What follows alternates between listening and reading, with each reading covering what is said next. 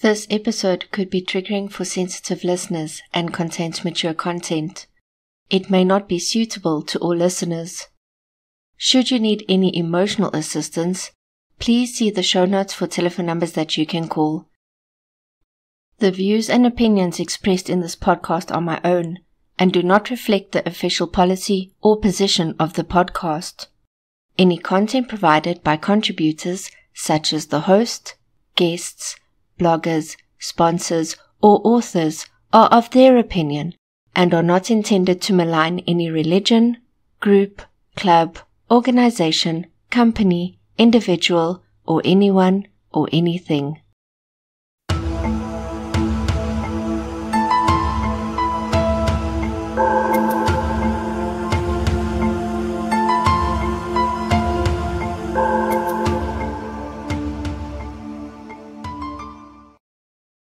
Erika Bornman is a writer and editor in the magazine publishing industry. She is also a whistleblower and an author. Her book is called Mission of Malice, My Exodus from Kwasizabantu. It was one of the books I used as a research reference when I looked into the KSB mission. Her biggest drive is to make the world a better place, especially for children. This is Decoding Cults, and I'm your host, Paulsy. You are listening to KSB, the interview with Erika Bornman. In this episode, I have the distinct pleasure in talking to Erika. I hope you enjoy listening as much as I enjoyed speaking with this amazing human being.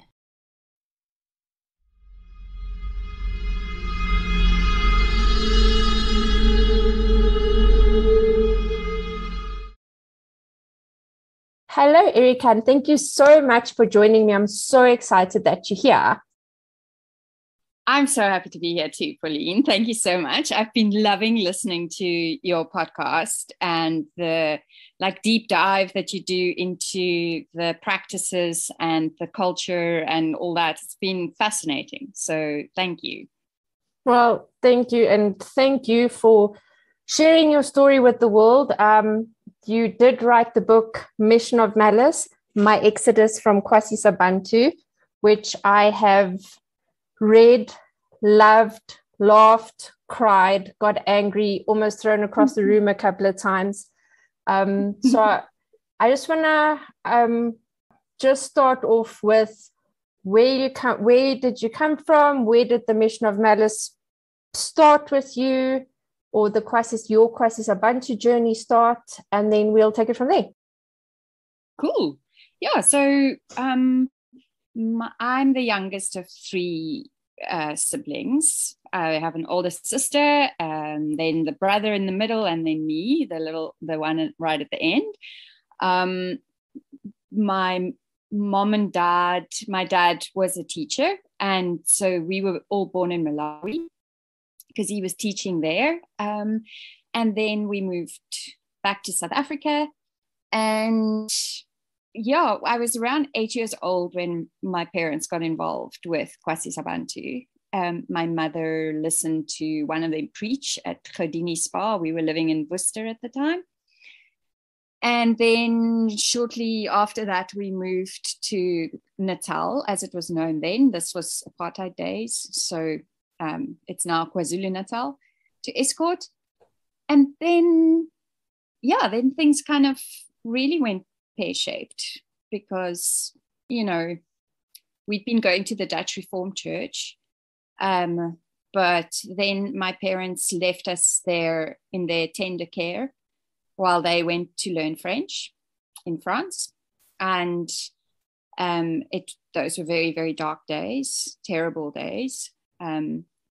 Kwasizabantu, they give off this air of being a very loving, caring community, but they frown upon affection. So, suddenly to come from a very affectionate home and to suddenly be thrust into this community where nobody really expresses affection verbally or physically, that was really tough.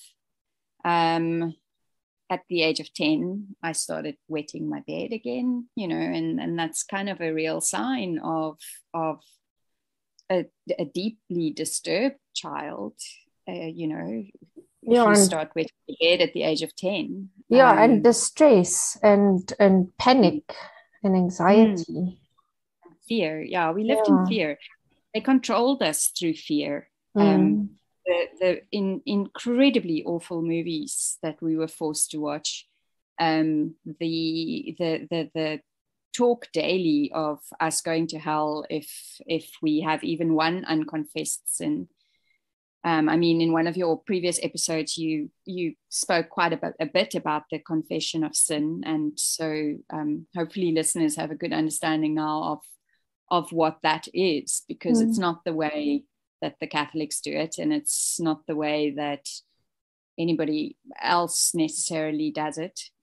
It's certainly not the way the Bible kind of tells you to do it either. So you lived in fear. I mean, you were always told that God can come get you at any time, and if there's even one unconfessed sin, you're going straight to hell. So you live in mortal fear, and not only of eternal damnation, but they physically really, really beat the children in their care. And so I lived in mortal fear of being beaten. And I was around 10 years old when I witnessed my friend who had been seen stealing some sweets, some Wilson toffees. And they made as though they were going to cut off her hand because that's what the Bible calls for. And I sat there and I didn't doubt that they, A, would do it, and B, had the right to do it, because, you know, they are God's envoys on earth. And that kind of terror is very difficult, you know, when the people who are supposed to be caring for you are the people who are abusing you. A child's boundaries get obliterated, basically. Yeah. Anyway, so that was really tough. I do write about it in my book. And then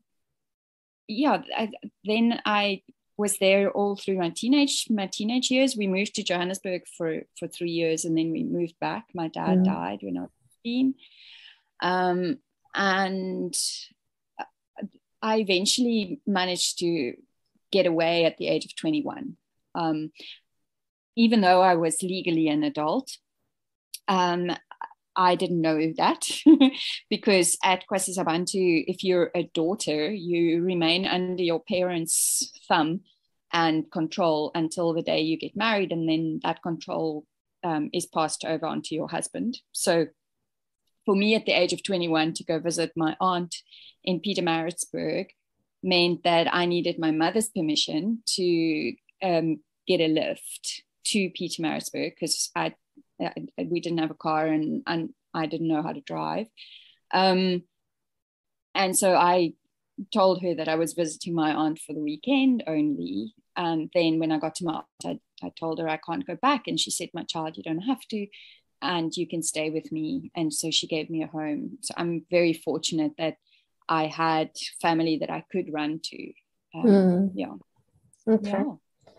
So when you got out, your opening part of the book, I don't want to give too much of the book away, because I really, really, really want people to buy it, because I've loved reading it. And obviously I've read it like about 10 times in the last couple of weeks. But in your prologue, you talk about can I just read like that very first bit? Do you have your book with you? Yes, I have my cat on my lap. So if I reach down to my book, let's hope she doesn't run away. Don't worry, Matilda. It's all good, my baby. There she goes. It's okay. Oh, sorry, Matilda. We had a thunderstorm in Cape Town earlier today, which is very unusual. And she, being a Cape Town cat, isn't used to thunder, so she's been very out of sorts all day from the thunder. Sure. So the prologue, which part of the prologue do you want me to read? I would like you to, well, actually, like the first page, if you don't mind, because that was, to me, like, even opening with that was quite powerful, but it kind of sets the tone for your journey, which was incredible. So I would, if you don't mind. Yeah, of course. So here goes. I'm clutching a large butcher's knife when my carefully constructed world caves in. Moments ago, the apartment was filled with the chatter and laughter of a group of friends gathered for a potluck lunch. Now the kitchen has fallen silent. The afternoon starts out happily enough. I accompany my boyfriend Samuel and his sister to their friend's home. Around 15 people mill around. The atmosphere is convivial. Most have gathered in the kitchen to get the meal going. I trail in behind Samuel, hoping to be invisible. I only know 2 people here and I don't want to get in the way. Then our host turns to me with a big smile and a bigger knife and cheerily asks, "Hey, Erika, won't you make the fruit salad?" My stomach drops as I take the knife and turn to the counter. Deep breath. I can do this. Then I spot a pawpaw and freeze. Oh no. No one has ever taught me how to peel or cut up a pawpaw. I'm going to mess it up and show everyone here that I don't belong in their world, because they're going to see me cutting the pawpaw the wrong way, and they're going to know that I don't know what I'm doing and that I don't belong. I've been fooling myself. I shouldn't be here. I'm a misfit. I'm a woman who doesn't know how to make a simple fruit salad. In this moment, I see my whole life mapped out in front of me. I will never fit in. This society I long to be a part of will never be mine.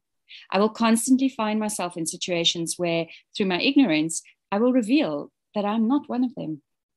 Tears well up in my eyes and I cannot stop them streaming down my face. Everything okay, Erika? No, everything's not okay. Everything's bloody terrible. I don't know how to do this, and I don't know how to admit to that. My rational mind tells me that any normal 25-year-old would start chopping without a second's thought. But I know that I'm not a normal 25-year-old, and now everyone else knows it too.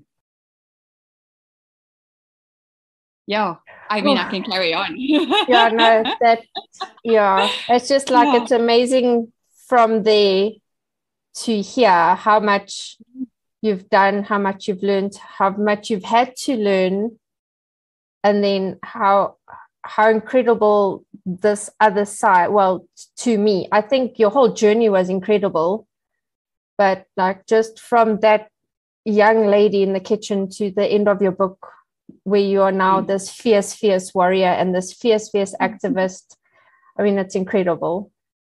Yeah, and that's 25 years ago that I stood in that kitchen clutching a large butcher's knife, looking at a malevolent pawpaw. I now obviously know that it doesn't matter how you chop up a pawpaw, as long as you get rid of the pips and the skin, and then it doesn't matter.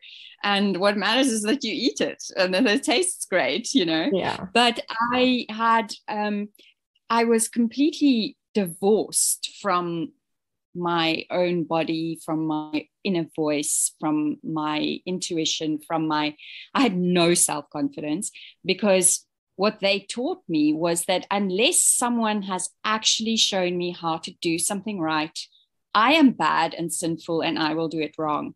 And it translates into stupid stuff like cutting up a pawpaw. But it also translates into big stuff, like how do you make decisions? How do you navigate this world? Because you've been taught this world is evil.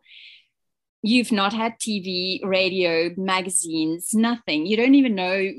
I was 23 years old and I didn't even know Freddie Mercury or who Queen was, or Bob Dylan, or God, even Neil Diamond. You know, I didn't know the TV series Dallas that everybody had seen. I didn't, you know, all those. Yeah. So yes, and it's amazing how many ex-Kwasizabantu members have contacted me and told me about their fruit salad moment. And obviously, it's not really fruit always. You know, it's very seldom it's actually fruit. But that moment where they just knew that they didn't know how to do this, they were going to mess it up, and they were never going to belong. Yeah. And all these members that you've been speaking to, like, I know that, like, over the years, especially over the last couple of years, a lot more people have reached out, a lot more people have spoken. You guys kind of now regrowing your friendships into actual friendships and not KSB, like I'm going to split on you, and those kind of like real, genuine friendships with a shared history, a shared understanding of each other. Oh, for sure. So there's my friend that I call Jessie in the book, the friend that I call Tandy in the book, and Pelo. She's more like a sister than just a friend. And then Monica and Anna Marie and then people that I never even knew at Kwasizabantu. Some people who were born after I left Kwasizabantu, so they are like half my age, and we've connected and are supporting one another, and it's actually quite special and beautiful, but also quite heart-wrenching, to realize just how many people they have broken down. We're all rebuilding our lives, and we're all on different stages of that rebuilding, but how awful that so many of us have to rebuild. Yeah, I mean, it kind of feels like everyone had a jump start at what we'll call mainstream life on the people at KSB. My one cousin, she's about, I don't know, she's about 12, about 15 years younger than me, I think. About 15 years younger than me. And she always laughs because she thinks of us as the same age, that we kind of went through adolescence and early adulthood together, even though I'm 15 years her senior, We kind of had our first kisses at the same time, same year, not the same age. Things like that. So Awesome. I'm glad you can laugh about things like that now. That's pretty spectacular. What's been the one thing that's kind of those days where I'm sure you get those days where you're just like, leave me alone, world. I just want to sit in my hole in my dark cupboard and just curl in a ball and feel my feelings. Like, what is it that gets you through that? Like, obviously you need to do that, feel my feelings, but what is that thing that helps you feel it and then move on, or helps you like with your day to day? It's this incredible sense of responsibility I feel toward the children that are still there, that are growing up there. Look, I'm really glad that I wrote my book because it ended up being very cathartic. But while I was writing it, it was torture, and I wanted to stop many times. It was horrible. There were parts of the book that I enjoyed writing. Like my first blowjob. That's really funny, but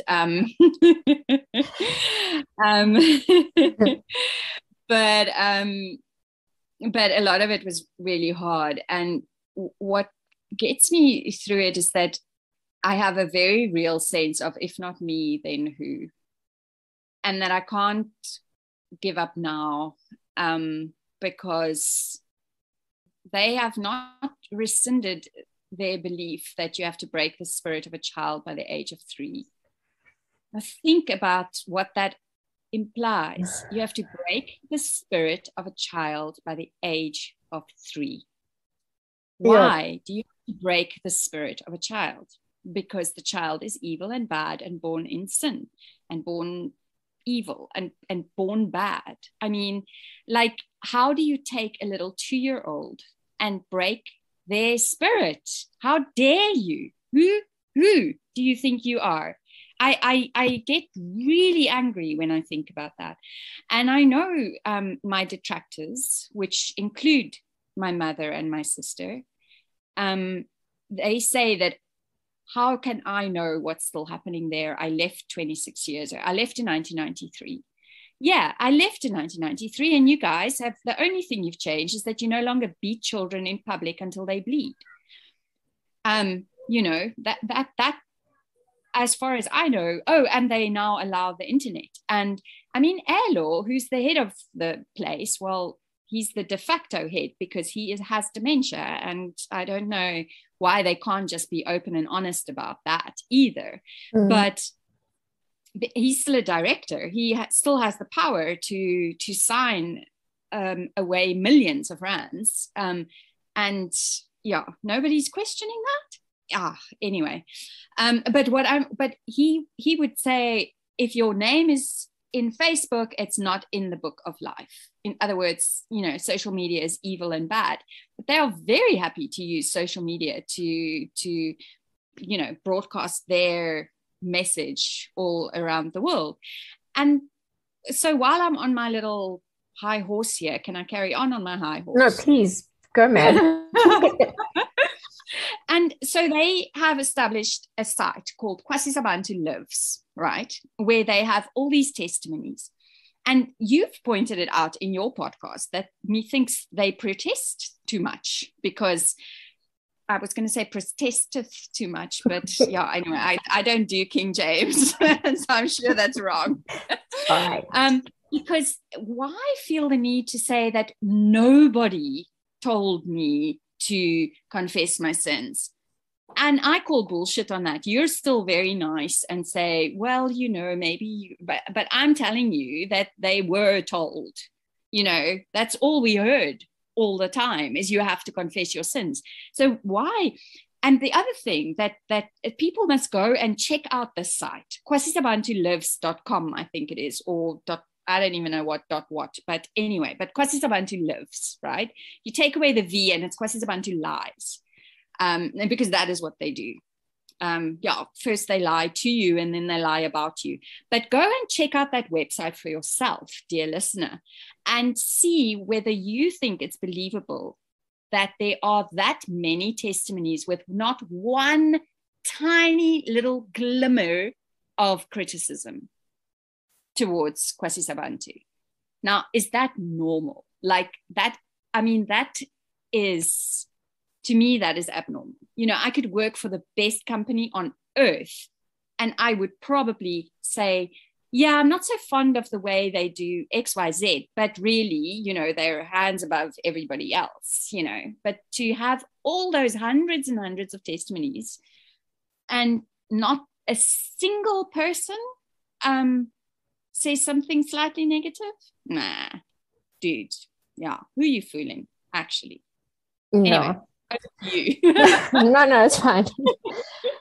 The other thing, we don't have a huge following in the Facebook group yet, but there's been some action in the Facebook group lately, and I just want to, obviously, there was just one person's voice who was trying to get her point across. But obviously you have a lot more people that come after you on your Twitter page, especially. So what I want to know is, like, how do you, because I know that there's sometimes you can take and take and take and take, and then you hit that point where you're like, okay, I'm done now. So how do you kind of get over that? So like just ignore the naysayers, or what do you do to deal with that? Sorry, my words are terrible today. No, your words are great. So, Megan Phelps Roper, she was part of the Westboro Baptist Church, that awful church that boycotts the funerals of, not boycotts, but have placards at the funerals of American people who died in the military, and they are like, yay, we're glad you're dead, and like really, really awful things. Now, I read her memoir, and how she got out was somebody on Twitter didn't attack her, but actually just like said, hey, but does this make sense to you? Or, and that's how she started questioning the doctrine and how she got out. And after I read that book, which was only recently, like towards the end of last year, and I kind of stopped telling people they were idiots, kind of, you know, because her approach was just lovely. But it's hard to stay positive and sweet when people talk about you and they say that you're lying. And there's particularly these two women on Twitter who talk to each other about me. I've blocked them both now because, you know, life's too short. But the one actually said that she witnessed me running after the man that I say groomed and abused me, you know. And I was just like, yeah, Poppy, you need to actually like start to understand a few things about grooming and abuse and victims, you know, of grooming and abuse, and are you really that dumb? But to actually, you know, in public say, yeah, no, don't worry, I saw with my own two eyes how she you know, ran after him. And I kind of want to say, well, firstly, you're hiding behind a non-name, you know, that's not you, that's not your name, and validate it, like give examples. And that's what I did with that woman on the Decoding Cults Facebook group. Is she talked about me, but she refused to engage directly with me. Like she said something really horrible the one day, and I said to her, show me some examples, give me screenshots, I want you to use my own words to show why you're saying that I'm a liar. And then she deleted that post so that my comment also then disappeared. And at some point you just go, fuck off, actually, you know, because you can't reason with someone who isn't reasonable. And I don't think my job is to try and convince the adults at Kwasizabantu that they are in a cult. My job is to try and safeguard the children. Yeah. Because they have no other advocate. Yeah. So that's something I wanted to touch on. So I know that, so your parents made the choice to come in, you didn't. And then there are people who, as kids, came in, or around the time you were there, were born into it and have subsequently become adults and have children of their own. So like, what happens if, because this is their whole world now, they don't know any different, right? And I have touched on this in my conversations with my expert Luke Lambrecht and in some of the other cults I've covered.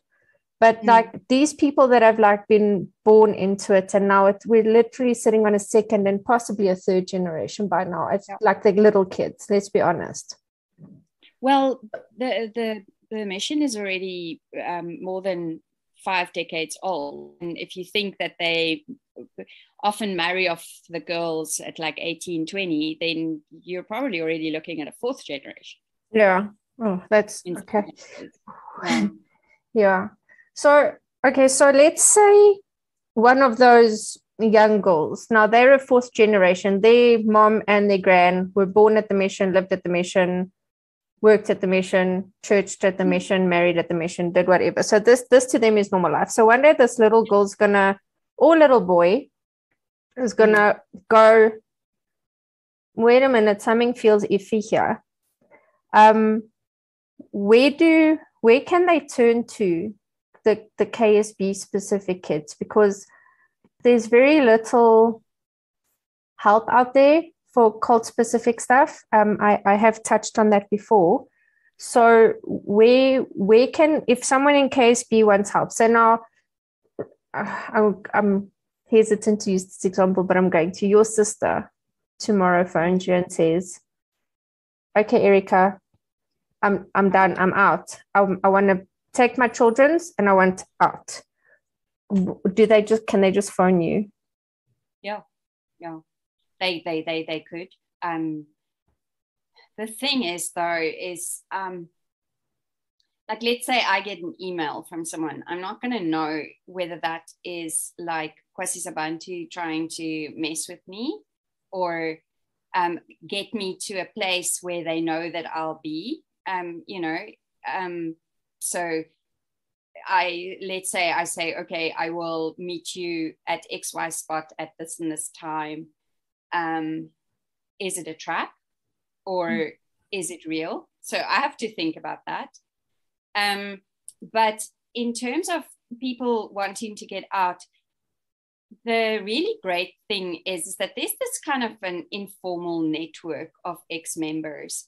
And I do believe that somebody will be able to phone or email somebody, you know, who can then help to get them out.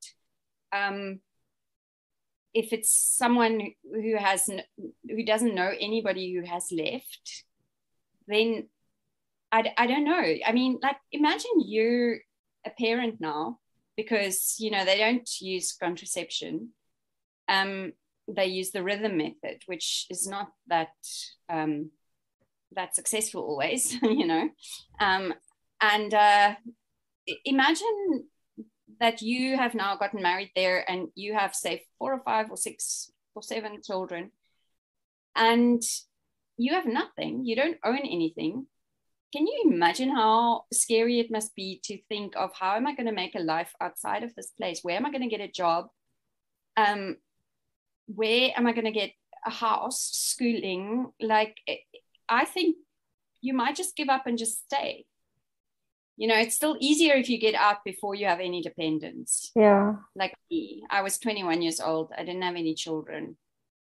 I think when you're responsible for a family, it must be an extremely hard decision. Unless you have family that you know are going to be able to help you. But in the hope that one of my nieces listen to this, I know they've been taught that I'm absolutely evil, but I'm not, and I have a room for you. Just cool. I was pondering that the other day, like the people that are older and at the mission, and I'm talking about people like, let's say they're in their 60s or close to retirement age. I know the one gentleman that got out quite later in life is Gert de Vries. And he's obviously, he had to make his own way much later in life, and I can imagine that was very hard for him. But I think if you are a parent or someone a bit later in life, I thought about maybe they just do stay because they have nowhere else to go. I mean, in the reports we read about how, yes, if you work for a Quelle, you are paid minimum wage according to the VCA, but that does not include any provident fund, that does not include any medical aid, that does not include any of that. So even if you work there and you work for minimum wage, the chances of you being able to save for retirement or a rainy day, I mean, that's pretty hectic. I mean, like, minimum wage is very small, especially here. And also God will provide. Yes, until you leave the mission, and then you're going to go to hell. Yeah. So people like my mother don't even have medical aid, you know. But people like Alo and Lydia are flown by private plane to a private hospital in Pretoria. So, you know, not all animals are as equal as other animals there. You know, I'm talking about George Orwell's Animal Farm, dear readers. I'm not calling them animals. Or did I say dear readers? I'm sorry, dear listeners. I'm leaving this in. That was brilliant.